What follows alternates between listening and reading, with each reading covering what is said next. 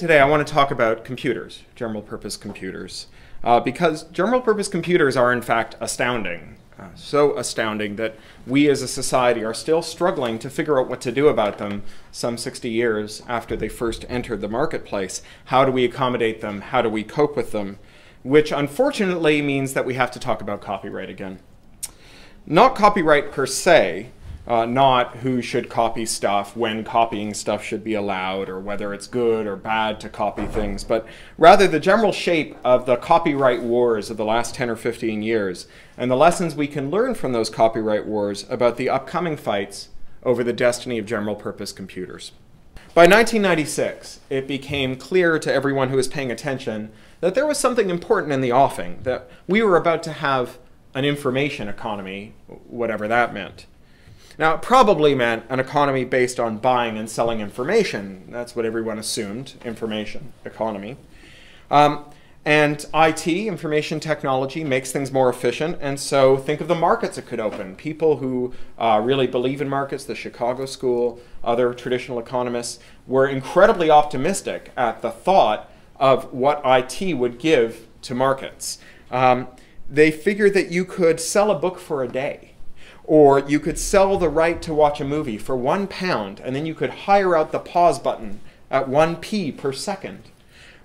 You could do any number of things. There was this kind of, in the day, there was this kind of fantasy that was a bit like a tedious science fiction adaptation of the Old Testament book of Numbers, a kind of iteration through every possible way that people used information and ways that we could sell them those uses of information piecemeal, one at a time.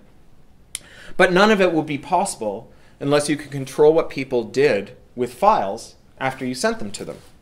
It's all well and good to talk about selling someone 24-hour access to an ebook, or 24-hour rights to watch a video, or the right to move music onto your iPod, but not the right to move music off of the iPod and back onto a PC. But how could you actually enforce that once the file was on someone's computer? How would you stop them from watching the movie after 24 hours had gone by? How would you stop them from moving files back off of their iPod once they'd moved files onto their iPod? In order to make it work, we'd have to figure out how to stop computers from running certain programs and to stop computer owners from being able to look at the files on their drive, certain files on their drive, and look at certain processes running inside their computers and figuring out what they were doing. But by 1996, we'd proposed a solution. WIPO, the World Intellectual Property Organization, is a UN specialized organization. I'm sure all of you who are doing a copyright unit in your law education know this. They're started as an industry body, and now they had the distinction of having the same relationship to stupid copyright laws that Mordor has to evil. They are the kind of origin node of every dumb copyright law we've ever had. And in 1996, they passed the WIPO Copyright Treaty, or WCT. And it created laws that made it illegal to extract the key from an unlocking program. It made it illegal to extract the file, unscrambled file, from an unlocking program while it was running. And they created a law that made it illegal to tell people how to get the keys out of unlocking programs. And they created a law that made it illegal to host works that had been extracted while unlocking programs were running. And they created laws that made it illegal to host keys, cracks, information about how to extract cracks, and decrypted files, all with a handy streamlined process that flipped the presumption of innocence and allowed for material to be removed from the internet without any kind of judge or lawyer or brief or any proof, merely an allegation. And with that, illegal copying ended forever. And the information economy blossomed into a beautiful flower that brought prosperity to the whole wide world. Well, of course, that's not what happened, because pretty much anyone who understood computers and networks understood that these laws would create much more problems than they could possibly solve. After all, these were laws that made it illegal to look inside your computer while it was running certain programs. They made it illegal to tell people what you found when you looked inside your computer while it was running certain programs. They made it easy to censor material on the internet without having to prove any illegality. In short, they made a series of unrealistic demands on reality, and reality did not oblige them. After all, copying only got easier following the passage of these laws. In fact, copying will monotonically get easier from here on in. This is it, right? Today, 2012, this is as hard as copying will ever be. Your grandchildren will marvel at how hard it was in 2012 to copy stuff. They will say to you around your Christmas dinner, "Tell me again, Grandpa, tell me again, Grandma, of the days of 2012 when they didn't sell blister packs with 5 hard drives the size of your fingernail for £1, each of which could hold all the music, all the movies, all the songs, all the paintings, all the words ever spoken. And when we didn't have networks that were so fast that the payload that would fill that could be transferred in an hour or two, when everyone didn't know how to type movie name BitTorrent into Google. Tell me again of 2012 when it was hard to copy." And so reality asserted itself, and everyone had a good laugh over those funny misconceptions that we brought with us into the 21st century, and then we reached a lasting peace with freedom and prosperity for all. Of course, that's not what happened either, obviously. Because, like the lady in the nursery rhyme who finds that having swallowed a spider to catch a fly, you then have to swallow a bird to catch the spider and a cat to catch the bird, so must regulations that have broad general appeal but are disastrous in their implementation beget more regulations to shore up the weaknesses in the first. Now, it's tempting to stop the story here and conclude that the problem is that regulators and lawmakers are evil and clueless, or evilly clueless, and that we can't solve this problem until evil is abolished from the world. But this is a counsel of despair. I think it's wrong. I think that, in fact, what happened here was not that people got particularly evil with the advent of computers, but rather that there's something that happens when we regulate computers that is different from what happens when we regulate other kinds of technology. We have this heuristic that says, if something is complicated, it is special purpose, and special purpose things can be regulated to add or remove features without destroying their underlying utility. Whereas something which is general purpose and simple can't have features added or removed without destroying, mandatorily added or removed, without destroying something important about their general purposeness. But that's different with computers. If you think of a computer's feature as being one of the things that its software enables it to do, we can say that a computer that has a spreadsheet program installed has the spreadsheet feature, and a computer that has the World of Warcraft program installed has the massively multiplayer online role-playing game feature, and so on. Then the heuristic would lead you to think that you could reasonably say, make me a computer that runs all the programs but doesn't have a spreadsheet feature. Or make me a computer that runs all the programs but doesn't have a games feature. And it would no more be an attack on computing than make me a car without a phone is an attack on the automotive industry. And by the same token, if we think of protocols, sites, and services as features of the internet, then saying, fix the internet so that www.thepiratebay.se can no longer be converted into an address that a computer can find, sounds like change the sound that a busy signal makes when you dial up someone whose line is engaged. Or take the pizzeria on the corner off of the phone network because they haven't paid their bills. And not like an attack on the fundamental principle of TCP/IP and internet working. Not realizing that this rule of thumb that works well for cars, houses, and every other substantial area of technology regulation and law fails when it comes to computers does not make our lawmakers ignoramuses. It just makes them part of the vast majority of people for whom ideas like a Turing-complete computer or an end-to-end network are not especially meaningful. So today we have marketing departments who say, we don't want computers for our next product line. We want an appliance for our next product line. Don't make me a computer that can run every program. Make me a computer that does one specialized task, like streaming audio or routing packets over the internet or playing Xbox games. And make sure it won't run any other program that I haven't authorized. Now, on the surface, it seems like a reasonable idea. After all, we can put an electric motor in a dishwasher, and we can put it in a washing machine.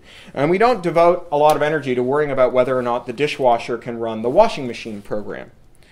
But that's not what we do when we turn a computer into this kind of appliance. We're not making a computer that only runs the appliance app.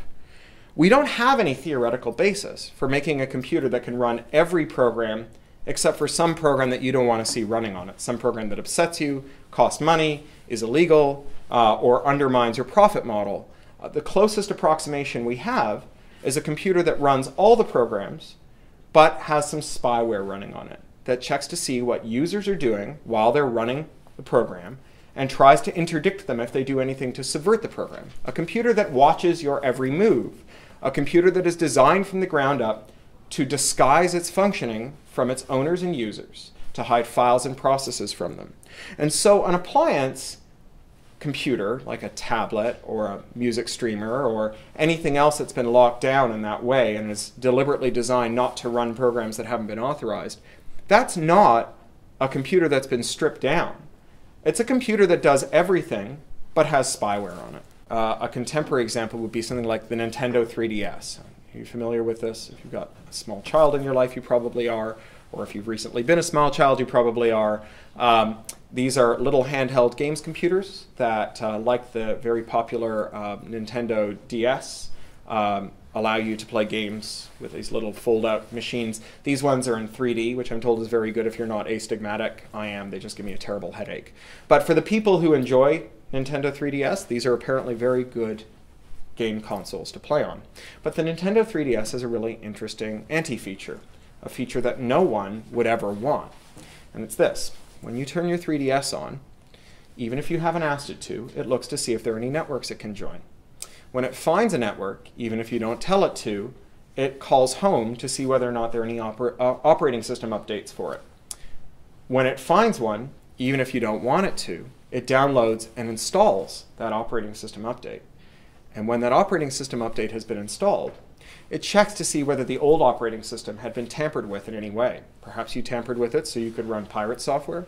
Perhaps you tampered with it so that you could run your own software, software that your friends wrote, software that a legitimate software author wrote but didn't want to sell through Nintendo Store, which after all takes a big cut.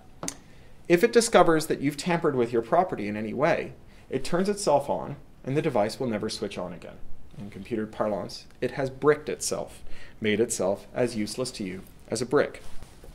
Now, it may seem like the end game was SOPA, and that after that literally dark day when you couldn't access Wikipedia, that we've reached the end game of this long fight over copyright in the internet.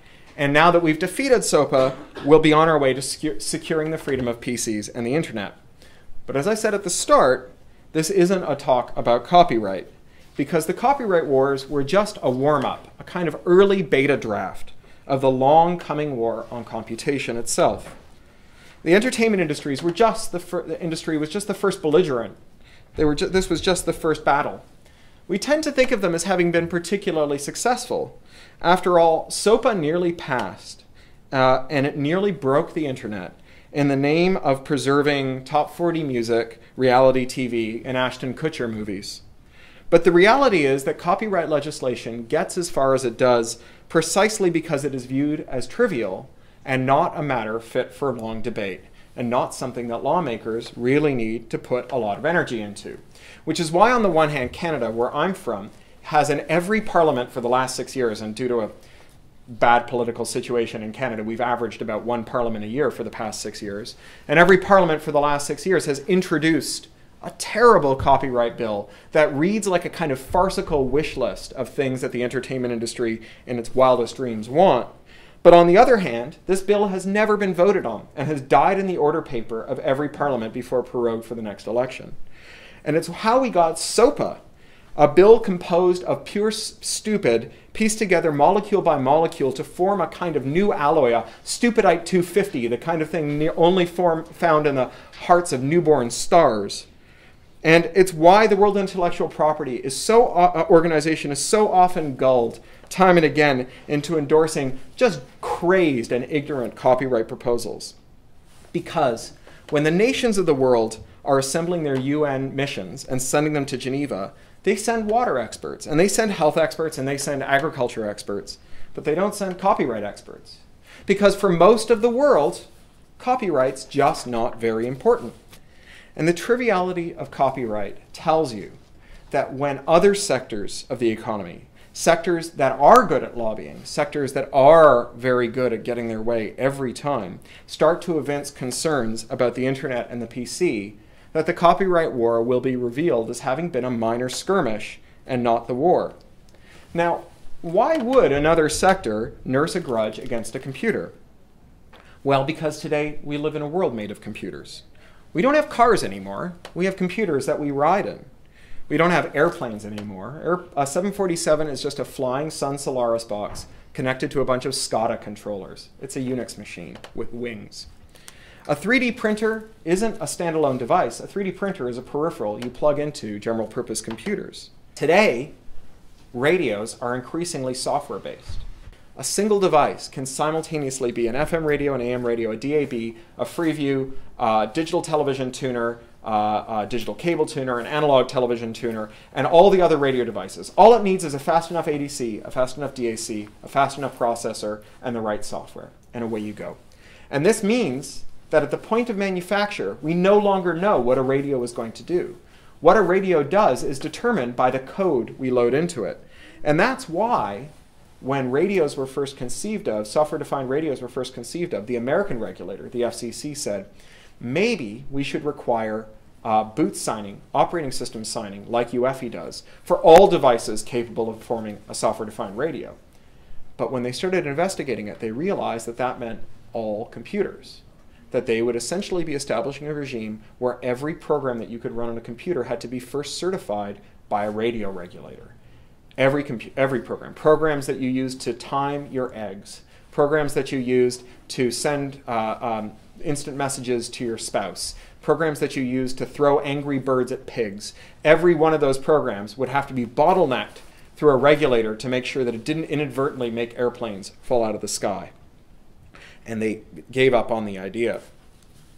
It doesn't take a science fiction writer to understand why a regulator might be nervous about user-modifiable software in self-driving cars, or what might happen if anyone can interface with an aviation controller, or the kind of thing that we might be able to do with bioscale assemblers and sequencers that work with genomes. Imagine what will happen the day that giants like Monsanto determines that it's really, really, really important to make sure that computers don't execute programs that cause a specialized bioscale peripheral to output a microorganism that literally eats their lunch. Regardless of whether you think that these grievances will be based in something legitimate or will be merely hysterical fears, they are nonetheless the provinces of lobbies and interest groups that are far more influential than Hollywood and big content have ever been. And every one of them will arrive at the same place. Can't you just make us a general purpose computer that runs every program except for the one that angers us and costs us money? Can't you just make us an internet that transmits any message from any party to any other party over any protocol except for the one that bothers us? Personally, I can imagine that there will be general purpose computing technologies and general purpose network messages that will freak even me out. So I'm willing to believe, in fact, I'm pretty sure, that people who advocate for limiting the general purpose computer will get a hearing from lawmakers and regulators, a sympathetic hearing at that. For the last 10 years, people who cared about copyright and technology have been sending out the people that they thought best equipped to fight what they thought was what they call in video games the final boss. The last thing you have to kill before you finish the game, the last monster at the end of the game. But it turns out that we've only been fighting the mini-boss, the boss at the end of the level all the way, and that there's another level waiting for us, and another, and another. And the stakes will only get higher as computers find their way into more and more things. I'm a member of the Walkman generation, and I've reconciled myself to the fact that that means that I will have a hearing aid before I die. But when I get a hearing aid, it's not going to be an analog circuit made out of flesh-colored plastic that I stick in my ear. It'll be a general-purpose computer. Of course it will be. They already, by default, are. It's getting harder and harder to find analog hearing aids. They will have disappeared except as a hobbyist item. The analog hearing aid will be the vinyl LP of our dotage. And when I take a computer and I put it in my body, when I take a computer and I put it in my body and allow it to filter what I hear, to literally put voices in my head or stop me hearing things that are being said, I want to know that that computer is an honest servant to my will, that it's not running processes that I can't see, that it doesn't have files on it that I can't audit, that I can't change the software that's running on it if I determine that it's subpar or that I don't trust it. Freedom in the future will depend on our capacity to monitor devices and set meaningful policy on them, to examine and terminate the processes running on them, to maintain them as the honest servants of our will and not as traitors working for criminals and thugs and control freaks. We haven't lost yet. And we have to win the copyright wars so that we can keep the internet and the PC free, because the internet and the PC are the materiel for all the wars that are to come. We can't win the fight without them. And it sounds a bit like a council of despair, but these are early days. We've been fighting the mini-boss, and that means that there are great challenges yet to come. But it also means that we haven't been obliterated at the outset. We've actually survived the mini-boss, like all good level designers. Fate set us a soft target as a training ground for us to train ourselves on, and the next targets will present themselves in increasing levels of difficulty. We have a chance, a real chance, when we support open and free systems and the organizations that work to keep them free.